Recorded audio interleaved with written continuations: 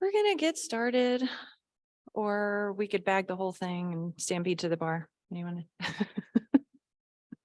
everyone else as tired as I am? I hate to interrupt everyone's conversations, but we do have this on the agenda, so I'm gonna do it and I will try to be brief. I'm actually going to do the legislative updates first that are mentioned in the agenda, and I don't have a slideshow for that, but it's okay if this one stays up. I've talked about this a couple of times already, and I just want to take a moment again and celebrate what's happened with the federal budget and TIPO funding this year. A 44% increase is no small feat, and we worked really, really hard for that. And a lot of you helped, and it's just a really big deal. And we were really excited when that happened. And then we especially appreciated hearing from some of you when you got your, the spreadsheet email from Park Service Grant Program with the amount that you could apply for in your grant, and seeing that 44% actually make it out to each of you was just really, really exciting for us too. That TIPO funding is part of the Historic Preservation Fund. And it's interesting to hear Councilman Whedon talk about a lot of the issues they're having with offshore wind, and to think about where that comes from. It's comes from offshore oil and gas revenues.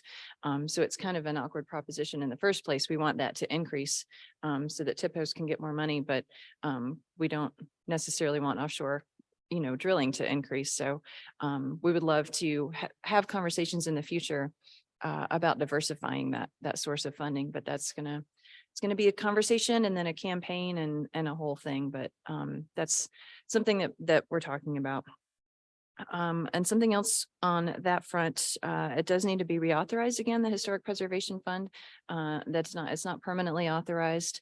And so that needs to happen in the coming year. And those are discussions we're having. Congresswoman Teresa Ledger Fernandez in California introduced a bill in the House last year that would permanently authorize the Historic Preservation Fund. It would double the amount that it's authorized at, and it would require it to be actually funded at that amount. And that we were having discussions about the Senate version of that. And after the fiscal year 22 budget was so devastating to tribes, we expected to get the increase that we got this year, last year. And instead we got a $1 million increase, which divided more than 200 ways is not an increase. So we were talking with Senator Heinrich about adding a set aside for TIPOs in that would make sure that as the total amount of the Historic Preservation Fund goes up, the TIPO line does as well. And that kind of, we got mired down in some conversations among our historic preservation partners, I'll just say, to be pretty frank. And then with the election was coming, so we waited for the election, and now we're not sure where to go from here. So we're continuing to have conversations with our partners and our elected friends about strategy on that, because anything at all more than just another temporary reauthorization is going to be a really, really heavy lift in a divided Congress. So I'm not exactly willing to back off of that, but we might need to consider what we can actually be realistic about accomplishing, as well as be aspirational. So that's where that's at. I wanted to mention the Respect Act that's come up here today, and that was something that divided a lot of people, including NATHPO and NCAI. It sounds great on paper, codifying consultation requirements, making it an act of Congress, more than an executive order, and then agency policies that cascade down from that. There was an issue about Alaska Native corporations, and then equating those with tribal nations. And that's one thing that the Respect Act did. And then talking to Wes about that, we had that is a deal breaker. And then Congressman Grijalva's staff is aware of that, and it sounds like they're getting pressure from a lot of sides. And so they're kind of not sure what to do about that right now either, to be frank with you. So to the best of my knowledge, that's also in a holding pattern. The lands bills, you heard about a pair of 2 tribal lands bills that would actually provide some protection for places in a way that NHPA does not. And those were co-introduced by our friend Grijalva as well as by Senator Heinrich last year. And then also kind of went into a holding pattern waiting for the new Congress. And now everyone's trying to take stock of what their strategy should be as far as being aspirational but realistic in a divided Congress. The equation has really changed in the past few months.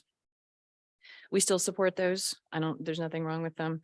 I think almost even in their current form, they're great, but we'll keep you posted if we need anything from you to keep moving those along.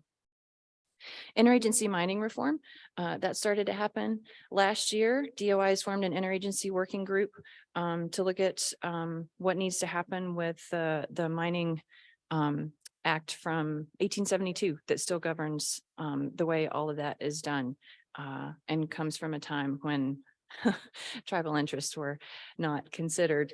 And there was a hearing last week on that, and we had an opportunity to contribute a witness. And so Chairman Reno Franklin with Kashaya Pomo gracefully did that for us while he was in DC.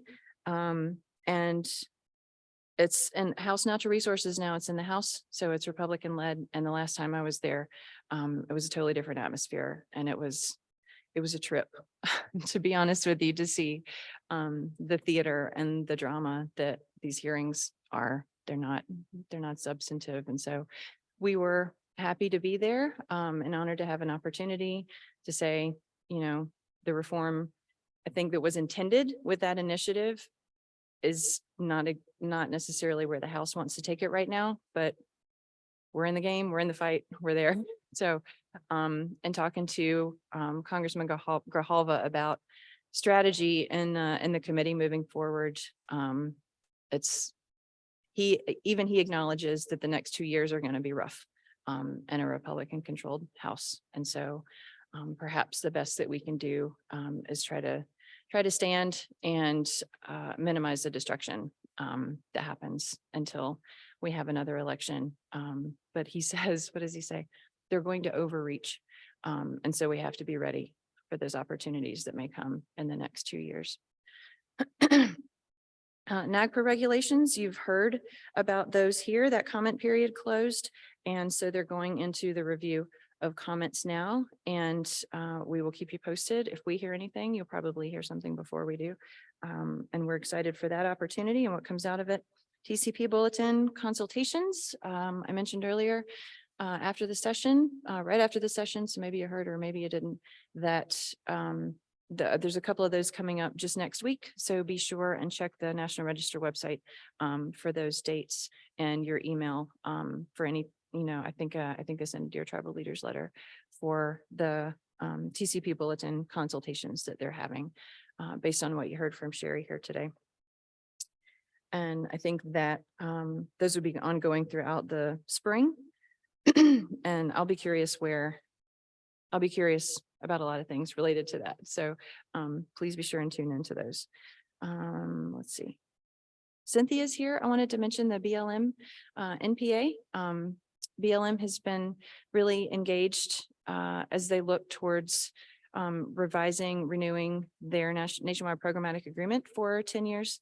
And if you came to the business dinner last night, it's fresh in your mind that NATHPO is not a signatory to nationwide programmatic agreements, but we do our best to provide communication and coordination as much as possible and make sure that you are having the opportunity to engage in those discussions. And BLM is really interested in getting your input on revising and improving that. So those are legislative updates.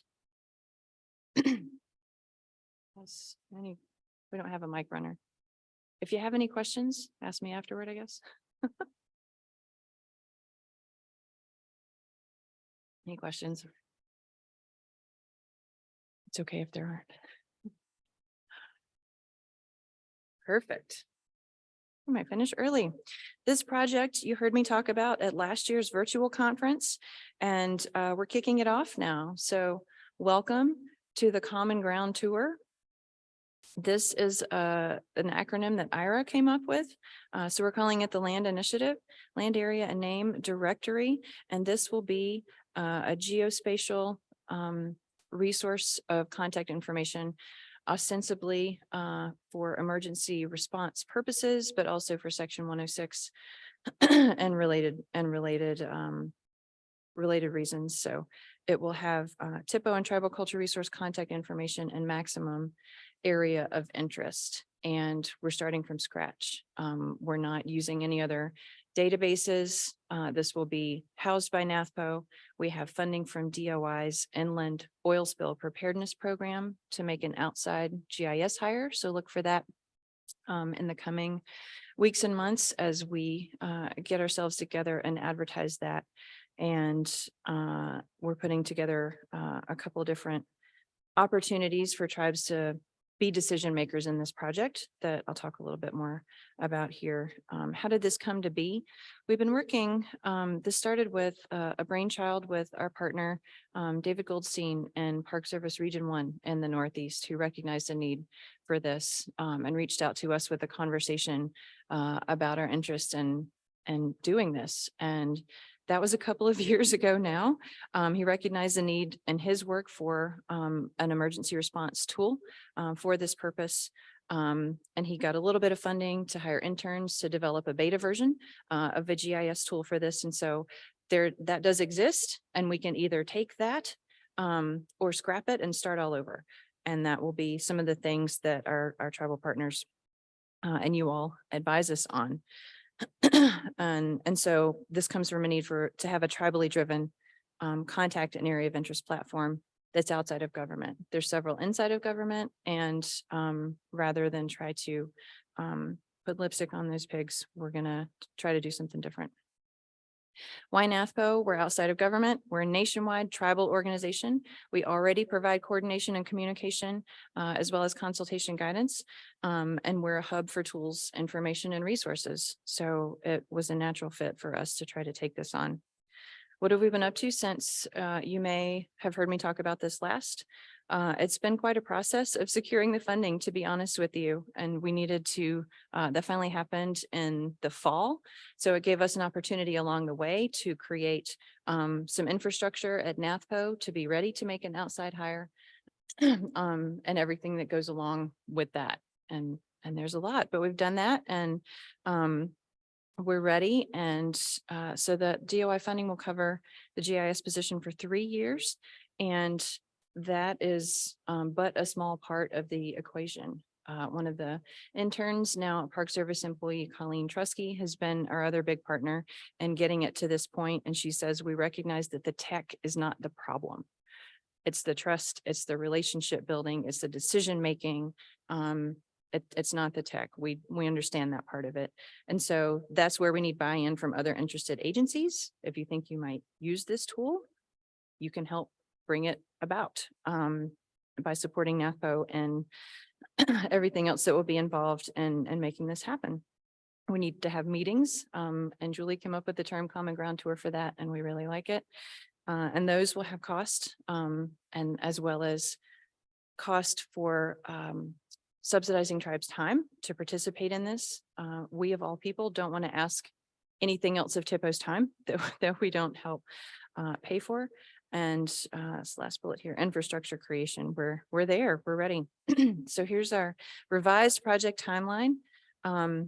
We've been in the beta and transition phase. And so we're gearing up now to start the design and development, putting together the two tiers of tribal sort of working and advisory groups we've realized we've needed, planning for the meetings that we talked about, getting out and literally meeting people where they are outside of our home offices, and starting to build those trust relationships. It's been amazing to meet so many of you here, and we realize so much more is going to be needed to get everyone to voluntarily buy into this system. The data that ends up in the tool will only be populated by tribes. And if you don't want to participate, you don't participate. And so by 2024, we hope to move into the growth and maintenance phase, which will also continue to require support, but less so than the heavy lift that we're expecting in the next year or two. So we're gonna, as I mentioned, be hiring a GIS person, specialist very soon. And that will drive phase one of the development. We've also talked about a tribal advisory committee. So these ideally will be tribal experts, GIS, and other technical people who can help us answer the nitty-gritty questions that we need to form the foundations of this and make sure that we're doing everything in a good way and in the right way. And then tribal user groups, so everyone else who anticipates inputting their data or wants to be a part of having their contact and area of interest information available, will be the two tiers of that. The decisions will be made by tribes. As I mentioned, the database now is in beta form, and we can either take that or scrap it and start over. And so the two tiers of the working groups will help us design a product that's truly responsive to tribal needs. And so if you're able to stay with us through Friday, the very last thing we're going to do is have an open mic and a facilitated dialogue about what those things are. What do you want out of this product? What do you not want to see in this product? And that's the beauty of doing it in the way that we are, especially outside of government. We can do whatever we want. And we want you to tell us what that needs to be for you. So let's see. I think I've covered all of that here.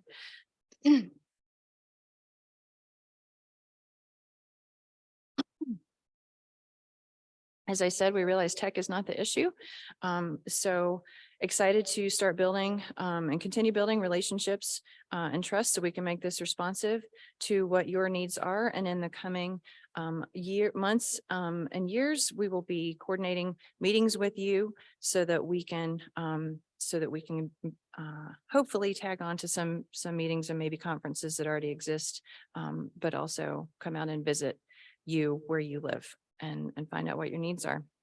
Here are some screenshots of existing resources. You may be familiar with some of these. There's Forest Service. There's everyone's favorite nativelands.ca, where people turn to create their land acknowledgements. And there's TDAT, there's TCNS, and there's parts of all of these that do work. And there's parts that really don't. And you all are probably much more familiar with the nuts and bolts of that than I am. And so that's what we want to hear from you. What do we need to adapt from these that does work? And what do we need to do differently? Key differences, it's essentially a bookshelf. It's not a consultation tool. And we're trying to be really, really adamant and clear about that. We are not getting into the space of the government to government relationship. It's a bookshelf.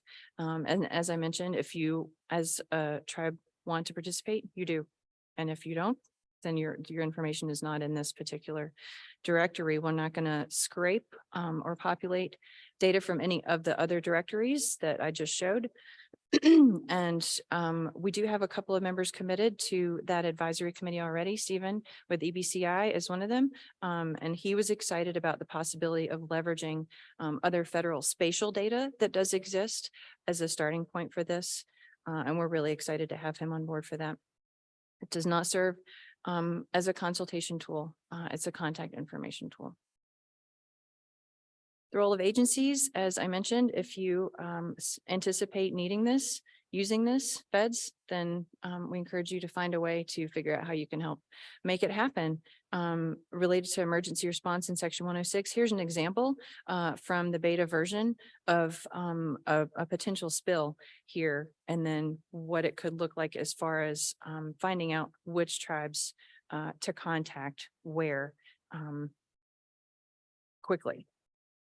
So here are our agency partners who have been providing support for the past year or two to get us to the point that we're at, and we're really grateful for that. And looking forward to continuing those relationships and adding on.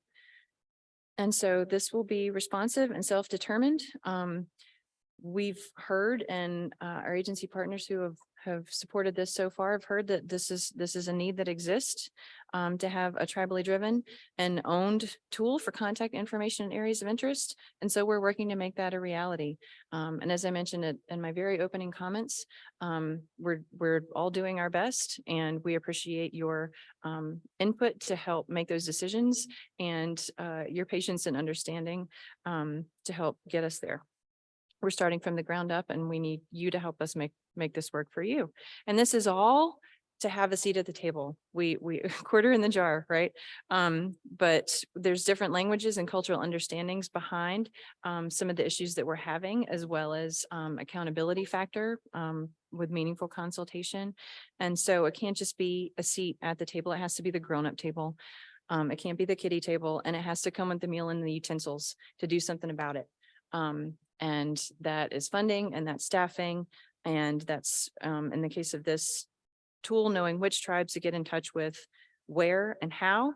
And as I mentioned to our partners from the White House Council, it's all about tribal capacity, funding and staffing, and the ability to engage in any effort in the way that you want to, and as well as have the knowledge and tools to engage meaningfully.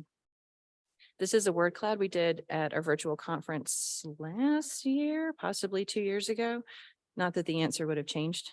This is the question that we asked, and this is what rose to the top as being the most important priority for everyone. And so we're continuing to work as hard as we can to improve the funding situation, not just through the Historic Preservation Fund, but having conversations about other creative solutions that might exist. And as I mentioned, you're able to use your Park Service TIPO grant for that checkbox list of duties that you assume from SHPO, but you do so many other things, and it's all related, it's all connected.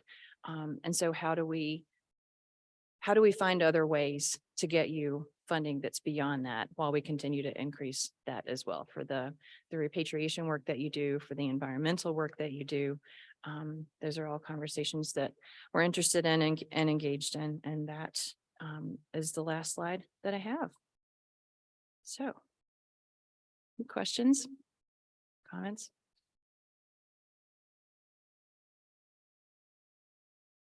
Need to stretch? Ready to be done?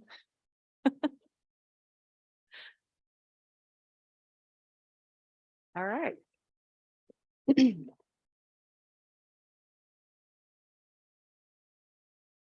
No questions? Well, you know where to find me.